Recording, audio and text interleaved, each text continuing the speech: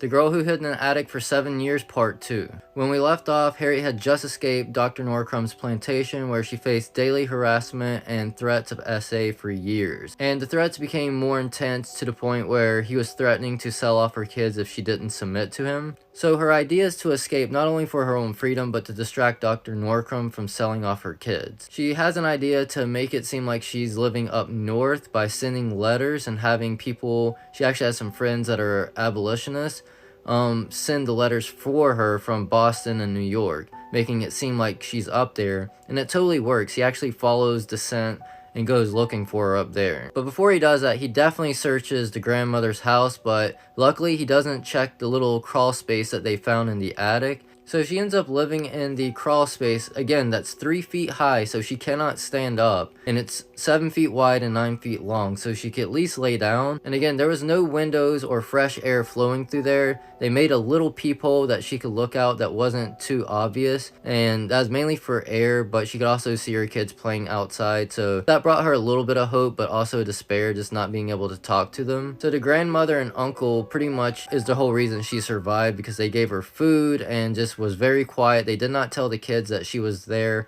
but apparently later in life her son said that he knew at one point that she was there when she coughed or something, but he made sure to keep the other little kids away just in case. So after 7 years of living in that hellhole, she somehow survives it and does make it up north, and so does her kids. And they eventually get their freedom, which is pretty awesome. It's not instant, and she does have to go through a lot of trials and tribulations once she's up there. She disguised herself as a sailor and boarded a boat that was going to Philadelphia, and she actually made it. These two videos basically just highlighted the key points, but there's a lot more to it. You can check out her book. I'm sure it's a lot more compelling. And I found some other crazy stories about slavery in the South, so if you guys want me to cover those, let me know.